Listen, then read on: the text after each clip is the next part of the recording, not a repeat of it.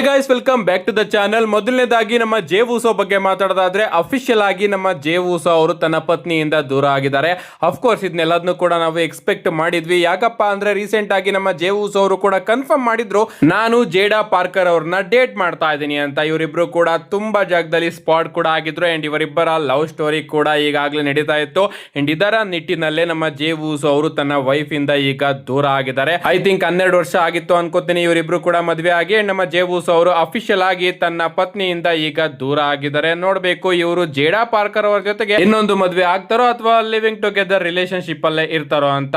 Next update ಕಡೆ ಬರೋದಾದ್ರೆ ಇದಿರ್ತಕ್ಕಂಥದ್ದು ನಮ್ಮ ಸ್ಯಾಮಿ ಝೈನ್ ಅವರ ಬಗ್ಗೆ. ನಿಮ್ಮೆಲ್ಲರಿಗೂ ಕೂಡ ಗೊತ್ತೇ ಇರಬಹುದು, ಸ್ಯಾಮಿ ಝೈನ್ ಅವರ ಚಾಂಪಿಯನ್ಶಿಪ್ ರೈನು ಫೈನಲಿ ಎಂಡ್ ಆಗಿದೆ. ಫೈನಲಿ ಅಂತ ಏನ್ ಹೇಳೋದು ಗುರು, 9 ದಿನ ನಮ್ಮ ಸ್ಯಾಮಿ ಝೈನ್ ಅವರು ಚಾಂಪಿಯನ್ ಆಗಿದ್ದು. ಅಂಡ್ ಲಿಟ್ರಲಿ ಮಂಡೇ ನೈಟ್ ರಲ್ಲಿ ನೀವು ನೋಡ್ತಾ ಇರಬಹುದು ಸ್ಯಾಮಿ ಝೈನ್ ಅವರು ಸೋತಾಗ ಅವರ ರಿಯಾಕ್ಷನ್ ಯಾವ ರೀತಿ ಇತ್ತು ಅಂತ.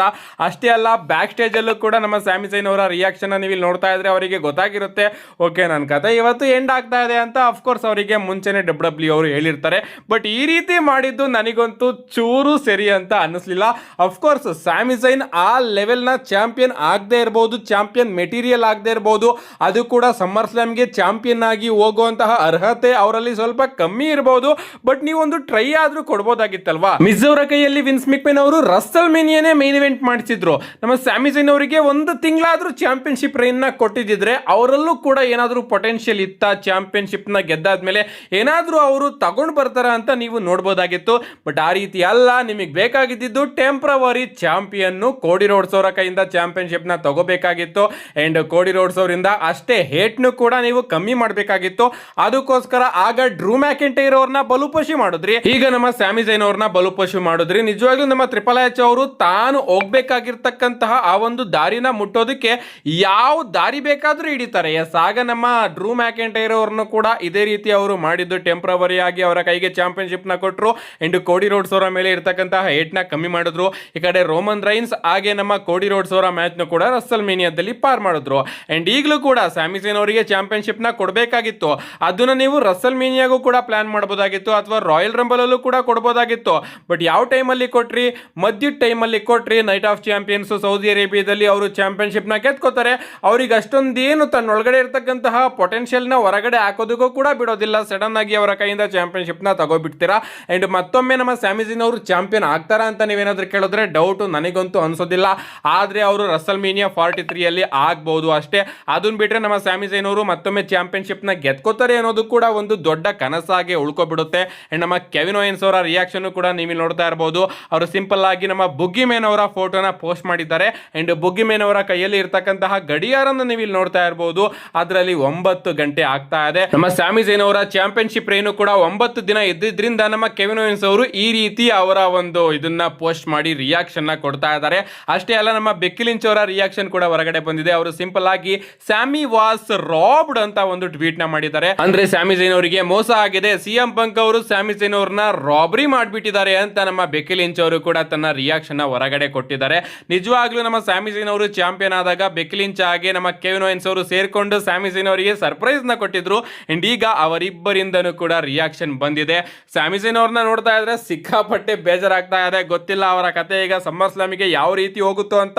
ಬಟ್ ಒರಿಜಿನಲ್ ಆಗಿ ಸ್ಯಾಮಿ ಝೈನ್ ಅವರು ಸಮ್ಮರ್ ಸ್ಲಾಮಿಗೆ ಪ್ಲಾನೇ ಆಗಿರಲಿಲ್ಲ ಚಾಂಪಿಯನ್ ಆಗಿ ಹೋಗ್ಬೇಕು ಅಂತ. ಅದಕ್ಕೋಸ್ಕರ ಡಬ್ಲ್ಯೂ ಅವರು ಈ ರೀತಿ ಡಿಸಿಷನ್ ನ ತಗೊಂಡಿದ್ದಾರೆ. ಡಿಸಿಷನ್ ನ ತಗೊಂಡ್ರಿ. ಬಟ್ ನಿಜವಾಗ್ಲೂ ಸ್ಯಾಮಿ ಝೈನ್ ಅವರು ಬಲುಪಶು ಆದ್ರು ಅನ್ನೋ ಒಂದು ಫೀಲಿಂಗ್ ನನ್ನಂತೂ ತುಂಬಾನೇ ಕಾಡ್ತಾ ಇದೆ. ಅಷ್ಟೇ ಅಲ್ಲ, ನಮ್ಮ ರೆಸ್ಲಿಂಗ್ ಅಬ್ಸರ್ವರ್ ಅವರ ಪ್ರಕಾರ ಸ್ಯಾಮಿ ಝೈನ್ ಅವ್ರನ್ನ ಡಬ್ಲ್ಯೂ ಅವರು ಮನಿ ಮೇಕರ್ ಅಂತ ನೋಡೋದಿಲ್ವಂತೆ. ಅಂದ್ರೆ ಬೇಸಿಕಲಿ ಹೇಳೋದಾದ್ರೆ ನಮ್ಮ ಸ್ಯಾಮಿ ಝೈನ್ ಅವರು ಬಿಗ್ ಡ್ರಾ ಅಲ್ಲ ಕಂಪನಿಗೆ ಅಂತ ಡಬ್ಲ್ಯೂ ಅವರೇ ಡಿಸಿಷನ್ ನ ತಗೊಂಡಿದ್ದಾರೆ. ಸೊ ಅದಕ್ಕೋಸ್ಕರ ಸ್ಯಾಮಿ ಝೈನ್ ಅವ್ರನ್ನ ಡಬ್ಲ್ಯೂ ಅವರು ಯಾವತ್ತೂ ಕೂಡ ಮೈನ್ ಇವೆಂಟ್ ಲೆವೆಲ್ಗೆ ಬುಕ್ ಮಾಡೋದಿಲ್ಲ. Of course blood line story line ಅಲ್ಲಿ ಅವರ ಪೀಕ್ ಅಂತೂ ನಿಜವಾಗ್ಲೂ ಸೂಪರ್ ಆಗಿ ಹೋಗಿತ್ತು. ಆ ಒಂದು ಟೈಮಲ್ಲಿ ಆ ರೀತಿ ಅವರನ್ನ ಬುಕ್ ಮಾಡೋದ್ರ ಹೊರತು ಅವರನ್ನ ಯಾವಾಗ್ಲೂ ಕೂಡ ಆಲ್ ಟೈಮ್ ಮೈನ್ ಇವೆಂಟ್ ರೀತಿ ಡಬ್ಲ್ಯೂ ಅವರು ನೋಡೋದಿಲ್ಲ. ಯಾಕಂದ್ರೆ ಸ್ಯಾಮಿ ಝೈನ್ ಅವರು ಅಷ್ಟೊಂದೇನು ಬಿಗ್ ಡ್ರಾ ಅಲ್ಲ, ಅದು ಅವ್ರಿಗೂ ಕೂಡ ಗೊತ್ತು, ನನಗೂ ಕೂಡ ಗೊತ್ತು. ಬಟ್ ನಮ್ಮ ವಿನ್ಸ್ ಮೆಕ್ಮೆನ್ ಅವ್ರು ಏನಾದ್ರು ಇದ್ದಿದ್ರೆ ಅಟ್ಲೀಸ್ಟ್ 1 ತಿಂಗಳು ಟೈಮ್ ಆದ್ರೂ ಕೊಡೋರು ಅಂತ ನನಗೆ ಯಾಕೋ ಫೀಲ್ ಬರ್ತಾ ಇದೆ. ನಿಮ್ಗೂ ಕೂಡ ಅದೇ ರೀತಿ ಅನ್ಸುತ್ತೆ? ನಮ್ಮ ಸ್ಯಾಮಿ ಝೈನ್ ಅವ್ರನ್ನ ನೋಡಿ ಬೇಜಾರ್ ಏನಾದ್ರು ಆಗ್ತಾ ಇದೆಯಾ? ನಿಮ್ಮ ಅನಿಸಿಕೆನ ಕಮೆಂಟ್ ಮಾಡಿ. ನಮ್ಮ ನೆಕ್ಸ್ಟ್ ಅಂಡ್ ಫೈನಲ್ ಅಪ್ಡೇಟ್ ಕಡೆ ಬರೋದಾದ್ರೆ ಇದಿರ್ತಕ್ಕಂಥದ್ದು ನಮ್ಮ best in the world CM Punk ಅವರ ಬಗ್ಗೆ. ರಾ ಆಫ್ಟರ್ ರಸಲ್ ಮೇನಿಯಾದಲ್ಲಿ ನಮ್ಮ ಸಿಎಂ ಪಂಕ್ ಅವರು ಬರ್ತಾರೆ. ಅಂಡ್ ಅದಾದ್ಮೇಲೆ ಒಂದು ದೊಡ್ಡ ಬ್ರೇಕ್ ನ ತಗೋತಾರೆ ಅಂಡ್ ಸಡನ್ ಆಗಿ ರಿಟರ್ನ್ ಆದ ಕೂಡಲೇ ನಮ್ಮ CM ಪಂಕ್ ಅವರು WWE ಚಾಂಪಿಯನ್ಶಿಪ್ ನ ಗೆದ್ಕೋತಾರೆ ಅಂಡ್ ಅವರು ಗೆದ್ಕೊಂಡ್ ಕೂಡಲೇ ನಮ್ಮ ಟ್ರಿಪಲ್ ಎಚ್ ಅವರ ಜೊತೆ ಅವರ ಫೋಟೋನ ನೀವು ಇಲ್ಲಿ ನೋಡ್ತಾ ಇರಬಹುದು. Same building 15 years later, different opponent, same result.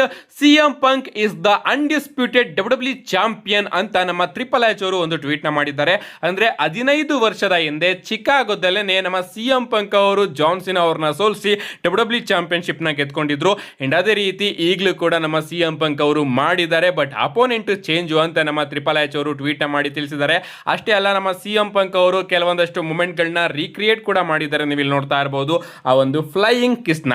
ನಿಜವಾಗ್ಲೂ ನಮ್ಮ CM ಪಂಕ್ ಅವರು ಗೆದ್ದಿರೋದು ನನಗಂತೂ ತುಂಬಾನೇ ಖುಷಿ ಇದೆ. ಇನ್ನೊಂದ್ ಕಡೆ ಸ್ಯಾಮಿ ಝೈನ್ ಅವರ ಕೈಯಿಂದ ಇಷ್ಟು ಬೇಗ ಚಾಂಪಿಯನ್ಶಿಪ್ ನ ತಗೊಂಡ್ರಲ್ಲ ಅಂತ ದುಃಖ ಕೂಡ ಆಗ್ತಾ ಇದೆ. ಏನೇ ಆಗ್ಲಿ, ರಸಲ್ಮೇನಿಯಾದಲ್ಲಿ ವರ್ಲ್ಡ್ ಹೆವಿವೇಟ್ ಚಾಂಪಿಯನ್ಶಿಪ್ ನ ಸೋತು ನೆಕ್ಸ್ಟ್ ರಿಟರ್ನ್ ಆದ ಕೂಡಲೇ ಅನ್ಡಿಸ್ಪ್ಯೂಟೆಡ್ WWE ಚಾಂಪಿಯನ್ಶಿಪ್ ನ ನಮ್ಮ CM ಪಂಕ್ ಅವರು ಗೆಲ್ಲೋದ್ರ ಮುಖಾಂತರ ಈಗ ಅಫಿಷಿಯಲ್ ಆಗಿ ನಮ್ಮ CM ಪಂಕ್ ಅವರು ಸ್ಮ್ಯಾಕ್ ಡೌನ್ ರಾಸ್ಟರ್ ನ ಭಾಗ ಆಗಿ ಹೋಗ್ತಾ ಇದ್ದಾರೆ. ಅಂಡ್ WWE ಅವರು ಒರಿಜಿನಲ್ ಆಗಿ ಸಮ್ಮರ್ ಸ್ಲಾಮ್ ಗೆ ನಾನು ಮುಂಚೆನೆ ತಿಳಿಸಿದ್ದೆ, ಕೋಡಿ ರೋಡ್ಸ್ ಹಾಗೆ CM ಪಂಕ್ ಅವರ ನಡುವೆನೆ WWE ಅನ್ಡಿಸ್ಪ್ಯೂಟೆಡ್ ಚಾಂಪಿಯನ್ಶಿಪ್ ಗೆ ಒಂದು ಮ್ಯಾಚ್ ನ ಪ್ಲಾನ್ ಮಾಡಿದ್ರು. ಅಂಡ್ ಈಗ ಅದೇ ಮ್ಯಾಚ್ ಪ್ಲಾನ್ ಆಗಿದೆ. ಬಟ್ ಇಲ್ಲಿ ಕೋಡಿ ರೋಡ್ಸ್ ಅವರ ಬದಲು CM ಪಂಕ್ ಅವರು ಚಾಂಪಿಯನ್ಶಿಪ್ ನ ಡಿಫೆಂಡ್ ಮಾಡ್ತಾ ಇದ್ದಾರೆ. ಅಂಡ್ ಕೋಡಿ ರೋಡ್ಸ್ ಅವರು ಚಾಲೆಂಜರ್ ಆಗಿ ಹೋಗ್ತಾ ಇದ್ದಾರೆ.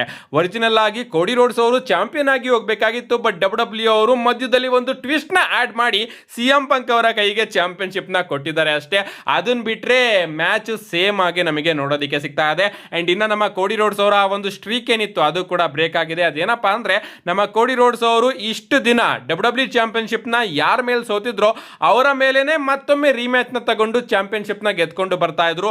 ಬಟ್ ಈಗ ಮೊದಲ ಬಾರಿ ಆ ಒಂದು ರಿಪಿಟೇಷನ್ ಮುರಿದೋಗಿದೆ. ನಮ್ಮ ಸ್ಯಾಮಿ ಝೈನ್ ಅವರ ಕೈಯಿಂದ CM ಪಂಕ್ ಅವರು ಚಾಂಪಿಯನ್ ಆಗಿದ್ದಾರೆ. ಸೊ ಡೈರೆಕ್ಟ್ ಆಗಿ ಕೋಡಿ ರೋಡ್ಸ್ ಅವರ ಕೈಗೆ ಚಾಂಪಿಯನ್ಶಿಪ್ ನ WWE ಅವರು ಕೊಟ್ಟಿಲ್ಲ. ಎಸ್, ನಾವೆಲ್ಲರೂ ಕೂಡ ಎಕ್ಸ್ಪೆಕ್ಟ್ ಮಾಡ್ತಾ ಇದ್ವಿ 100% ಮಂಡೇ ನೈಟ್ ರಾಲಿ ಕೇಯಾಸ್ ಅಂತೂ ನೋಡೋದಕ್ಕೆ ಸಿಗುತ್ತೆ. ಒಂದು ನಮ್ಮ ಕೋಡಿ ರೋಡ್ಸ್ ಅವರು ಚಾಂಪಿಯನ್ ಆಗ್ತಾರೆ ಅಥವಾ CM ಪಂಕ್ ಅವರು ರಿಟರ್ನ್ ಆಗಿ ಕೋಡಿ ರೋಡ್ಸ್ ಅವ್ರನ್ನ ಕಾಸ್ಟ್ ಮಾಡಿಸ್ತಾರೆ ಅಂತ. ಬಟ್ WWE ಅವರು ಅದೆರಡನ್ನೂ ಕೂಡ ಮಾಡ್ದಲೆ CM ಪಂಕ್ ಅವರ ರಿಟರ್ನ್ ಕೂಡ ಮಾಡಿಸಿದ್ದಾರೆ. ಅಂಡ್ CM ಪಂಕ್ ಅವ್ರನ್ನೇ ಚಾಂಪಿಯನ್ ಆಗಿ ಕನ್ವರ್ಟ್ ಕೂಡ ಮಾಡಿದ್ದಾರೆ. ಇದು ಸ್ವಲ್ಪ ಟ್ವಿಸ್ಟೆಡ್ ಅಂತ ಅನ್ನಿಸ್ತು ನನಗೆ ಮಂಡೇ ನೈಟ್ ರಾಲಿ. ನಿಮ್ಮ ರಿಯಾಕ್ಷನ್ ಇತ್ತು ಗಾಯ್ಸ್, CM ಪಂಕ್ ಅವರು ಗೆಲ್ಲೋದ್ರ ಬಗ್ಗೆ ನಿಮ್ಮ ರಿಯಾಕ್ಷನ್ ನ ಕಮೆಂಟ್ ಮಾಡಿ. ಗೆಲ್ಲೋದಕ್ಕೆ ರೀಸನ್ ಇಷ್ಟೇ, ಸ್ಯಾಮಿ ಝೈನ್ ಅವ್ರನ್ನ WWE ಅವರು ಒರಿಜಿನಲ್ ಆಗಿ ಪ್ಲಾನೇ ಮಾಡಿರ್ಲಿಲ್ಲ ಅವ್ರನ್ನ ಸಮ್ಮರ್ ಸ್ಲಾಮ್ ಗೆ ಚಾಂಪಿಯನ್ ಆಗಿ ಕರ್ಕೊಂಡು ಹೋಗೋದಕ್ಕೆ. ಮಧ್ಯದಲ್ಲಿ ಹಂಗೆ ಸುಮ್ಮನೆ WWE ಅವರು ಸ್ಯಾಮಿ ಝೈನ್ ಅವ್ರನ್ನ ಗಾಳದ ರೀತಿ ಯೂಸ್ ಮಾಡ್ಕೊಂಡಿದ್ದಾರೆ ಅಷ್ಟೇ. ಒರಿಜಿನಲ್ ಆಗಿ ಸಮ್ಮರ್ ಸ್ಲಾಮ್ ಗೆ CM ಪಂಕ್ ಆಗಿ ಕೋಡಿ ರೋಡ್ಸ್ ಅವರ ಮ್ಯಾಚೇ ಪ್ಲಾನ್ ಆಗಿತ್ತು. ಅಂಡ್ ಈಗ ಈ ಮ್ಯಾಚ್ ಮುಖಾಂತರನೇ WWE ಅವರು ಸಮ್ಮರ್ ಸ್ಲಾಮ್ ಗೆ ಹೋಗ್ತಾ ಇದ್ದಾರೆ. ಇದನ್ನ ಬಿಟ್ರೆ ಬೇರೆ ಏನು ಕೂಡ ಇಲ್ಲ. ನಿಮ್ಮ ಅನಿಸಿಕೆನ ಕಮೆಂಟ್ ಮಾಡಿ ಅಂತ ಹೇಳ್ತಾ, see you guys in my next video.